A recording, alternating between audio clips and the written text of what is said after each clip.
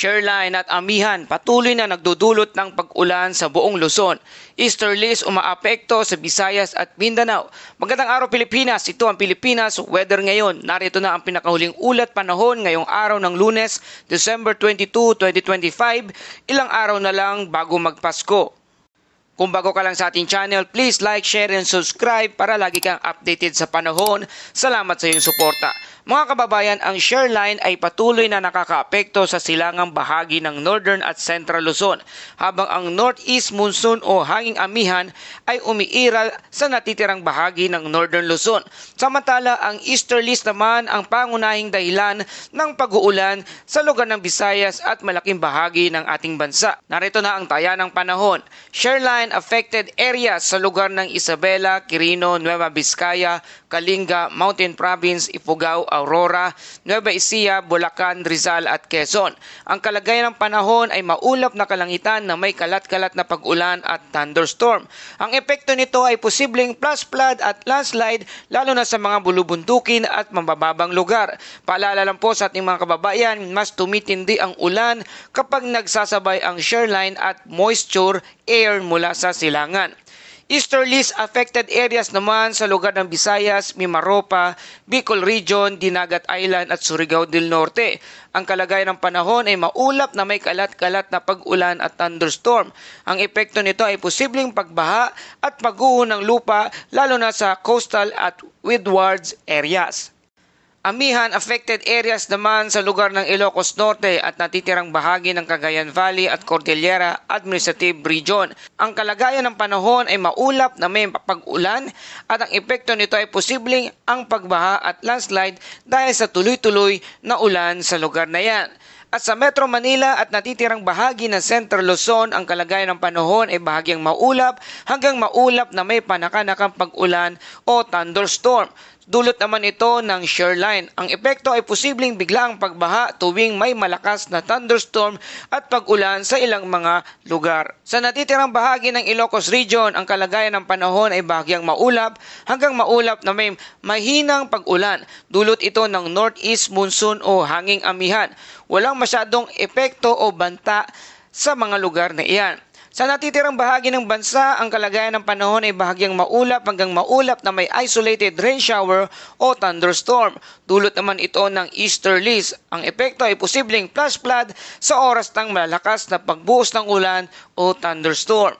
At para sa ating hangin at kalagayan ng karagatan, sa extreme northern Luzon, ang hangin ay malakas at ang direksyon ng hangin ay hilagang silangan na may alon hanggang napakaalon na 2.8 hanggang 4.5 metro ang taas. Mga kababayan, hindi inirekomenda ang paglalayag ng maliliit na sasakyang pandagat o anumang sasakyang pandagat na bumabiyahe. Sa Central Luzon at natitirang Northern Luzon, ang hangin ay katamtaman hanggang malakas at ang dagat ay katamtaman hanggang maalon mula 2.1 hanggang 3.4 metro ang taas. At sa natitirang bahagi ng bansa, ang hangin ay mahina hanggang katamtaman at ang dagat ay bahagyang maalon hanggang katamtaman na may alon na 0.6 hanggang 2.5 metro ang taas. At sa ating temperatura, ang pinakamababang temperatura ay naitala kahapon ng alas 5:30 ng umaga, 23.4 degrees Celsius at ang pinakamataas naman na temperatura na itala kahapon ng alas 11 ng tanghali na 29.5 degrees Celsius. Sa Metro Manila, ang araw ay sumikat kaninang alas 6:17 ng umaga at lulubog naman ito mamayang alas 5:33 ng hapon. Paalala po sa ating mga kababayang mangingisda, seafarer at commuters, mas maaga na ang pagdilim ng paligid kaya mag-ingat sa pagbiyahe lalo na kung may kasabay na ulan at mahinang visibility dahil sa shoreline at hanging amihan. Mga kababayan, patuloy na ulan sa ilang bahagi ng bansa. Tingnan natin ang kasalukuyang setup ng ating panahon. Bagamat may easterly wave na namataan sa silangan ng Mindanao, hindi ito ang pangunahing dahilan ng pag-ulan sa ngayon. Ang totoong driver ng ating panahon ay pagsalpok ng easterlies at northeast monsoon na siyang nagpapalakas ng shoreline.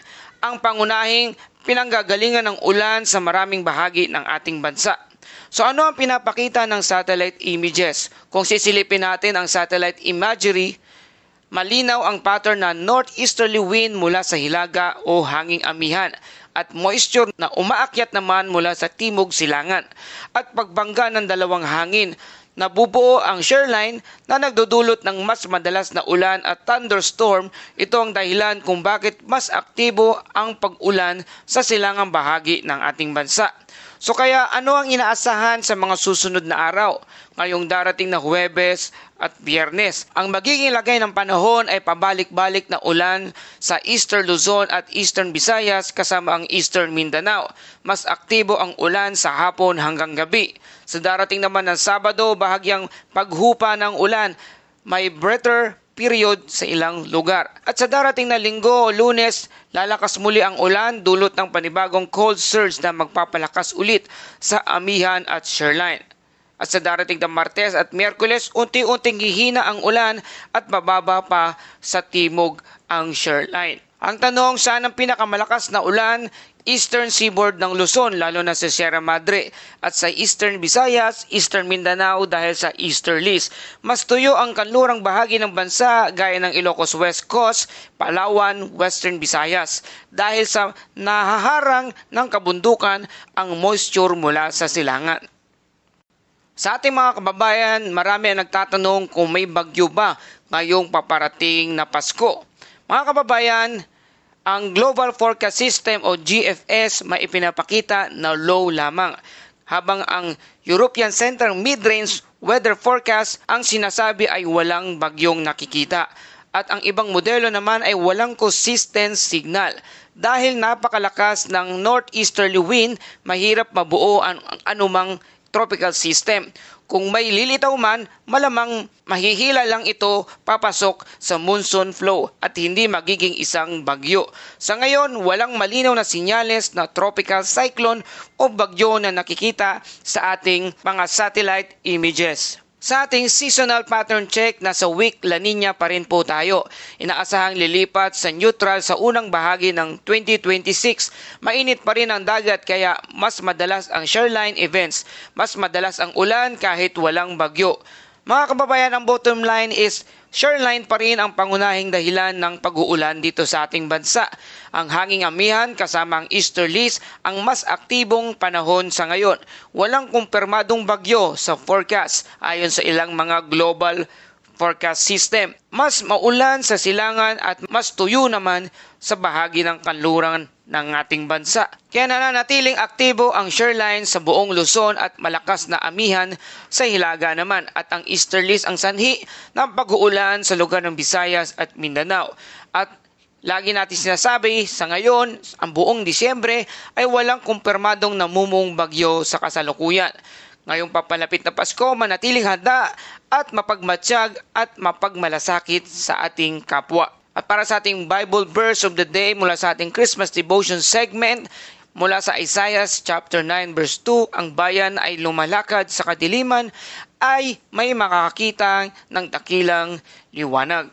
Mga kababayan, habang patuloy ang ulap, ulan at malamig na hangin sa ating paligid, pinalalahanan tayo ng Pasko na may liwanag na dumadating sa gitna ng dilim. Gaya ng shoreline na nagbabanggaan ang hangin, may mga panahong magulo at mabigat ang buhay.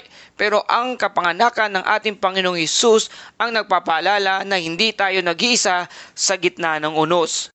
Ayon naman sa Juan chapter 1 verse 5, ang sabi, ang ilaw na ito'y nagliliwanag sa kadiliman at hindi ito nadadaig ng kadiliman. Mga kababayan, habang mas maikli ang liwanag ng araw ngayong Disyembre, paalala ito na kahit maikli ang liwanag sa kalangitan, ang liwanag na dinadala ng kapanganakan ng ating Panginoong Hesus ay walang hanggan at kailanman hindi matatalo ng kadiliman.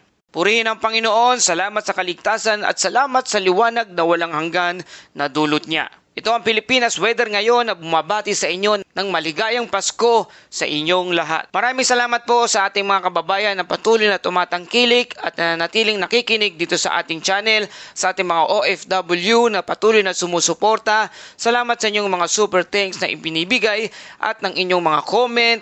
Malaking bagay po ito sa amin at nagbibigay kayo ng inspirasyon upang magpatuloy dito sa ating segment ng ulat panahon. Ganun din sa ating mga kababayang, mga local subscribers mula Luzon, Visayas at Mindanao. Maraming salamat sa inyong suporta. Mag-ingat po kayo lagi. Kung nagustuhan nyo ang ulat na ito, please like, share, and subscribe para lagi kayong updated sa panahon. Maraming salamat sa iyong suporta. Ito ang Pilipinas Weather ngayon na lagi nagpapaalala, mag-ihanda, mag-iligtas, mag-alerto. Ingat tayong lahat.